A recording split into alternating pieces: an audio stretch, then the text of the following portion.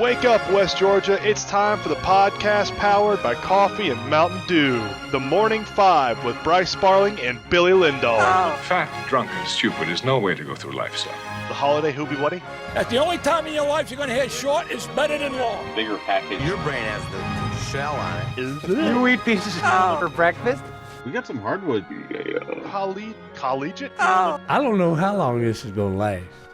Welcome in, West Georgia, to another fantastic morning in all kind of a new edition of the Morning Five from yesterday. Today is the Marine South Morning Five on February 8th, 2022 on this Taco Tuesday. Today is National Boy Scout Day, Billy, did you know that?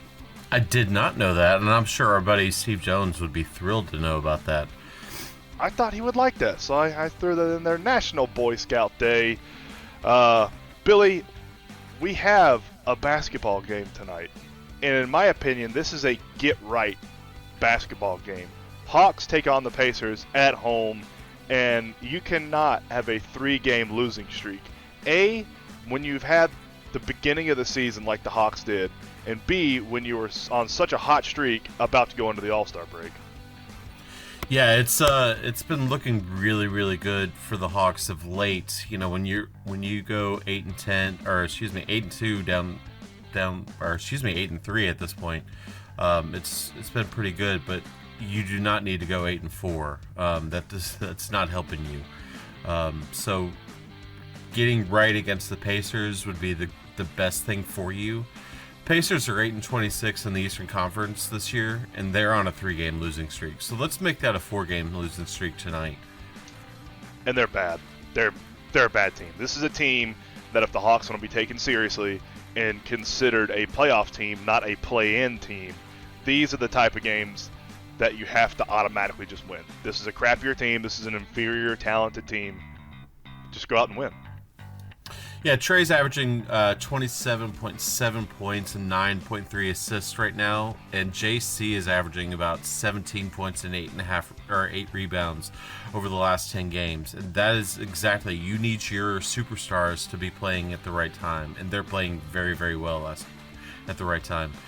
The Hawks have played the Pacers already this year. Hawks won their meeting 114-111. Trey had 33 in that game. Kayvon had 19. So this is exactly the kind of get-right game, like we mentioned, that needs to happen tonight. And the Hawks won their first meeting. Yeah. And Trey went over 30 points. You see, that correlation there is just uncanny. When Trey gets over 30, they win.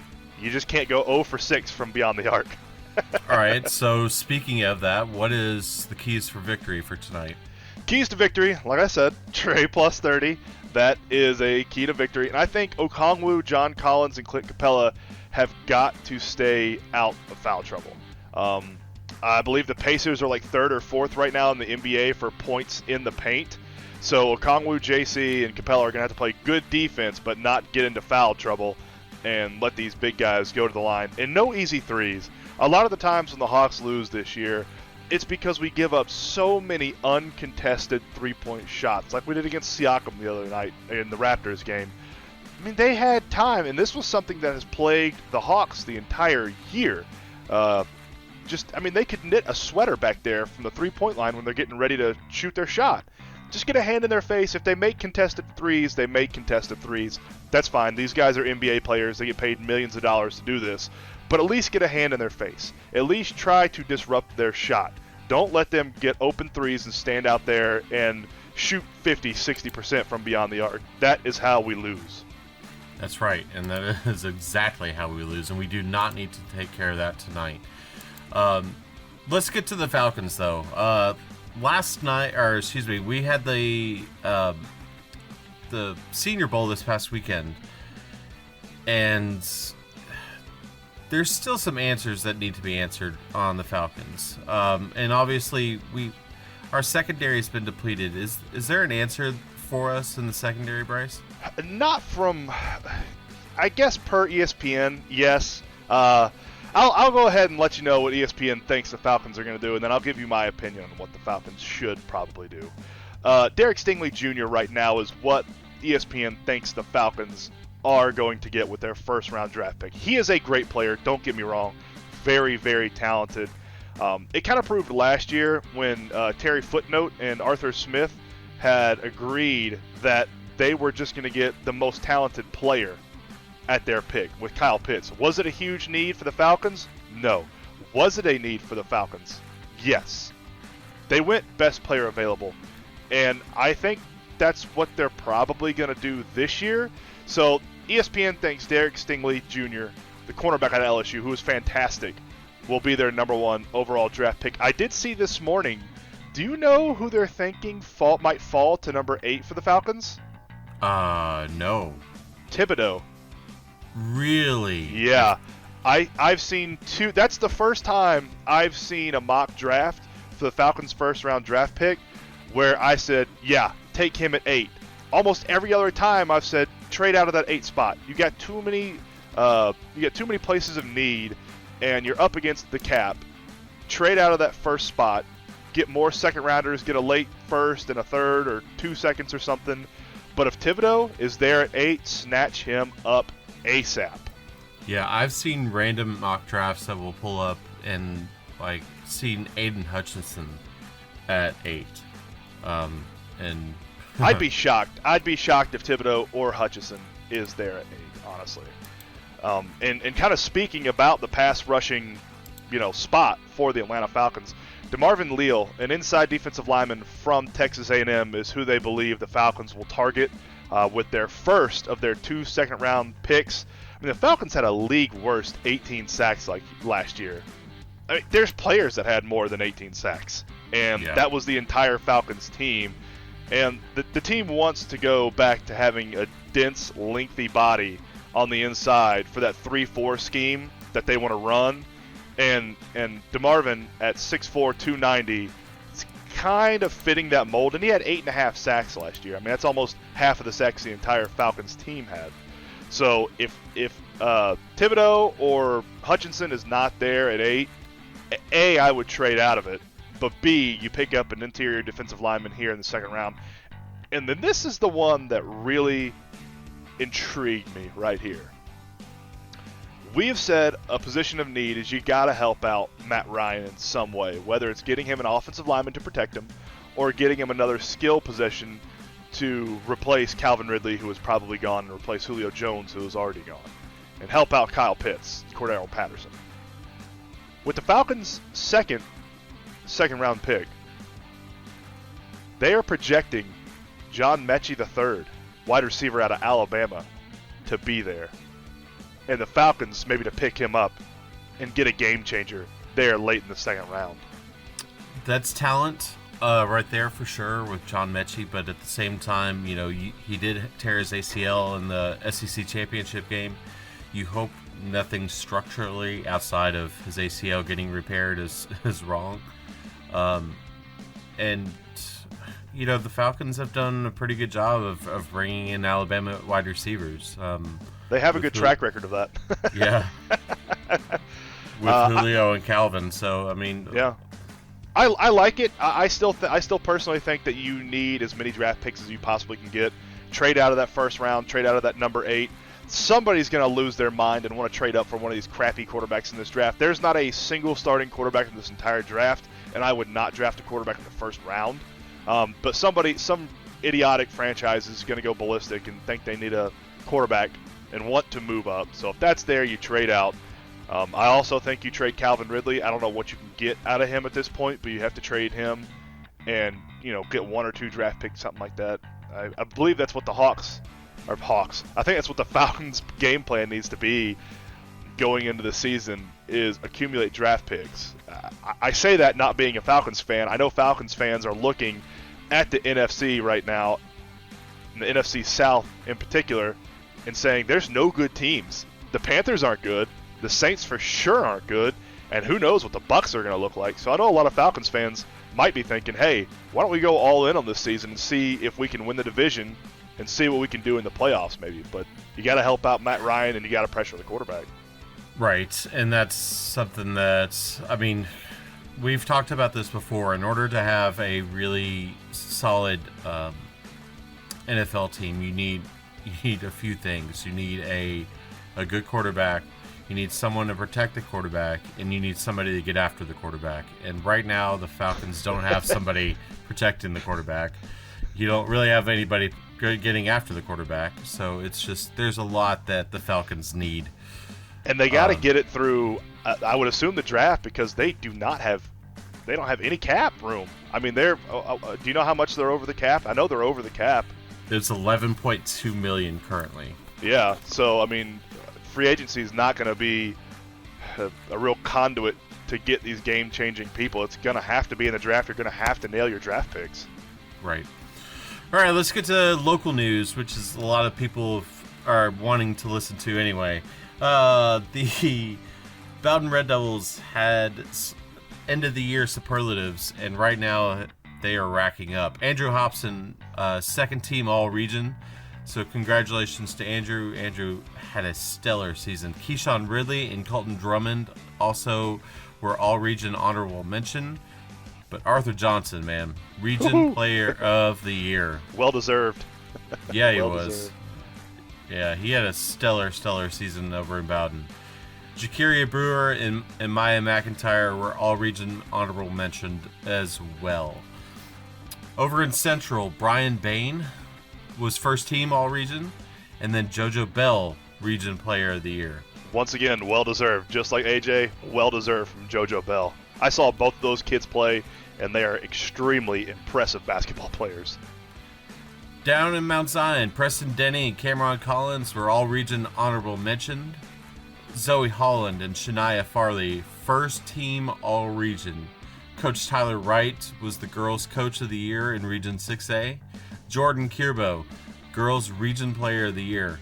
Nasiah Farley and Amira King, all-region honorable mention. And then Tristan Jordan, all-region second team. So congratulations So what you're to telling everybody. me is we had 3 teams so far. We've just had 3 teams announce the all-region team. Bowden, Central, and Mount Zion. Out of those 3 teams, one of those schools had an all-region player of the year. AJ for Bowden, JoJo Bell for Central, and Jordan Kirbo for Mount Zion. Yeah. That's fantastic. That is awesome. We need to keep it rolling. Once all the other regions wrap up, we need some more player of the year accolades rolling in, because that's fantastic for this school. Also, Isaiah Hare from Villa Rica is going to Concordia. So congratulations to Isaiah. And Vicari Swain yesterday picked up a big-time offer, Bryce. Did you see this? Yeah, this was, not only is this a D1 offer, but this is one of those smart school offers. Vicari Swain picked up an offer from Georgia Tech. So congratulations to Vicari. He will most certainly have more offers coming in from other D1 schools, no doubt. And I've said this before, to go to the next level to play football, to play any sport, you have to be pretty dang good at your sport. But to go to Georgia Tech, A, that's a D1 school. And B, Georgia Tech, they don't let in dummies. You got to be pretty smart to get into Georgia Tech, even if you're playing a sport. I mean, I've usually, when I meet Georgia Tech grads, it's because I'm working for Georgia Tech grads. That's how I usually meet them. They're usually my boss. Yep. We do have one score from last night. We only had one game going on. The University of West Georgia women do get a win over Auburn Montgomery. Congratulations to them. 73-62. Sierra Carter with 18 points, 4 assists, 7 rebounds. Jalen Austin, 15 points, 6 rebounds. And Zariah Bankston, 12 points, 7 assists, and 4 rebounds. That is really filling out the stat sheet for all 3 of those women last night. Congratulations. Big win. So that's 2 in a row, is it not? It is 2 in a row. Is that a streak? Are we going streaking? Are we considered 2 in a row streaking? I would. I do. Let's go streaking. We're baby. going streaking. Let's look at games tonight.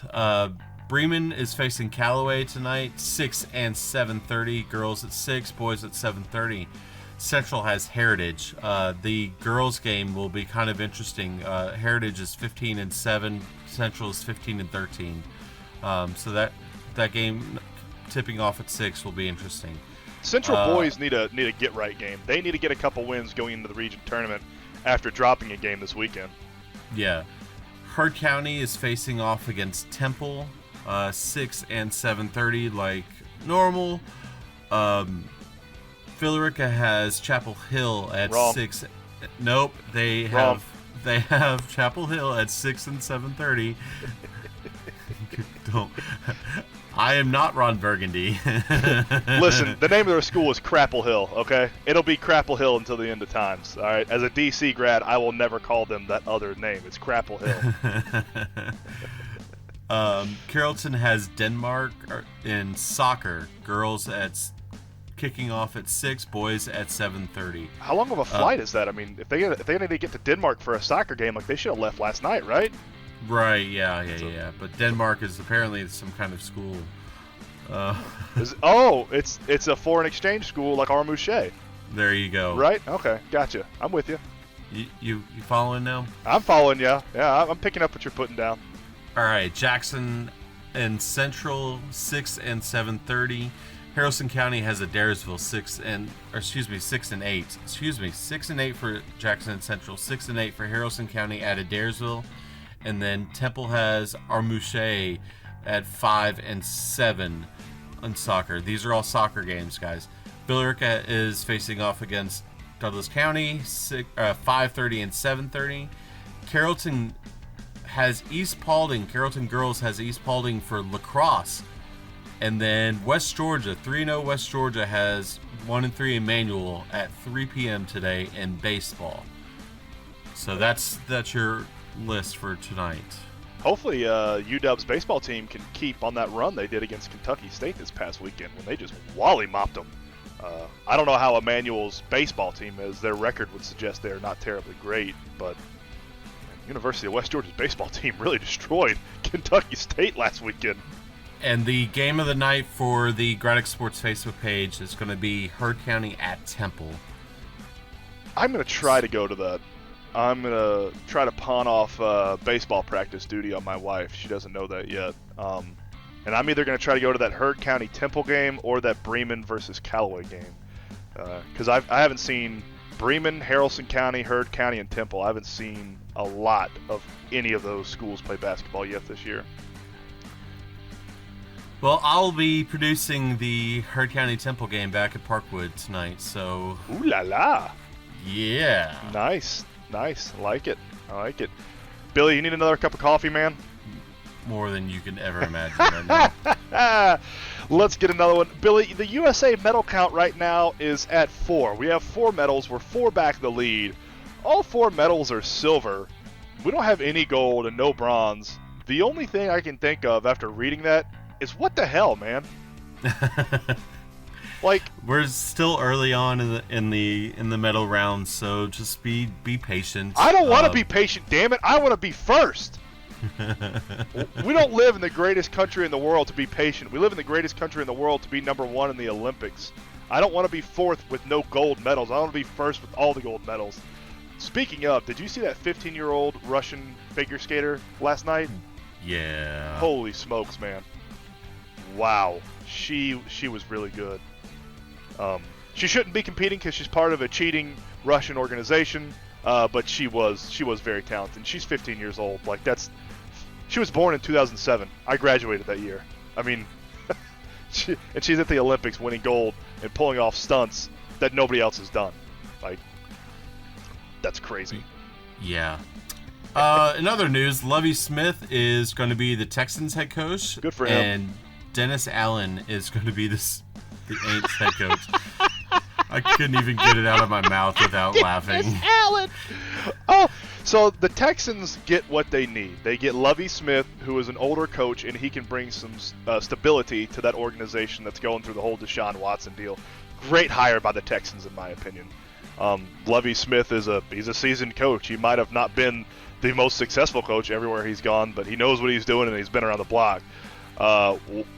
The Saints hiring Dennis Allen, did they put a bunch of coaches' names on a roulette wheel and spin it and let the ball bounce around a bunch and just whoever it lands on, we're like, yep, we're hiring this guy. I know he's 8 and 6,000 for a head coaching record and he sucks, but we're hiring him. I mean, he went 4-12, and 0-4 with the Raiders. What makes this guy qualified to head coach another NFL team? I don't know, man. You ask the Aints, and it's. I guess they have to hire somebody that they feel is going to just follow up with what Sean Payton has done for the last 20 years. It seems like, but yeah, no. That ain't happening. Sorry. Major League Baseball has stopped testing players for steroids for the first time in almost 20 years because of the work stoppage. That's not a good omen. I mean, oh man, that's not a good omen. Baseball. I mean, what the hell? hell? What are you doing? Yeah. What are you doing? I'm going to go back to what I said with the USA medal count. Baseball, what the hell, man? Come on. Get this deal done. I spell a segment. Yeah. That's a soapbox segment that we don't have time for today. Is Kyler Murray done in Arizona? Is he done being an Arizona Cardinal? He unfollowed the team and removed all Cardinals-related content from all of his social media, and he said the only content on any of his social media was a picture of him at the Pro Bowl and a story that he reshared of Mike Evans that said he always wanted to catch a pass from the Texas legend. Is Kyler Murray done in Arizona? Man, I don't know. That's interesting, but at the same time, he's under contract, isn't he? So I don't. That's not a quarterback position that I thought was going to open up or move this year, honestly. That's not one that I saw because so much success he's had there at Arizona with Cliff Kingsbury and in college with Cliff Kingsbury. I didn't see that. I didn't see this coming, so this caught me quite unawares. All right, let's go today in history. You ready? Yeah, what happened today in history? Did you graduate high school? Oh God, no. Like the 1970s? 1986. We're going back a while. This was. That was before I was born. This was shortly after I was born. 5'7" Spud Webb of the Atlanta Hawks wins the NBA slam dunk competition. Have you ever watched that slam dunk? Yes. Oh man, it's so good. For any of our younger listeners who haven't, I know a lot of you in high school have probably not watched this. Go back and watch this. I know you've seen LeBron dunk, and I know you've seen Jordan in the dunk contest, and I know you've seen Vince Carter in the dunk contest, Dwight Howard, all this. Go back and watch 5'7" Spud Webb in 1986 win the dunk contest. It is fantastic. It truly was a feat for Spud, man. Billy, that's all we have for this morning. We will be back tomorrow, same time, same place. Everybody have a lovely Tuesday, and don't do anything I wouldn't do. See y'all tomorrow. Shake your neighbors! Just shake them! Shake your neighbors!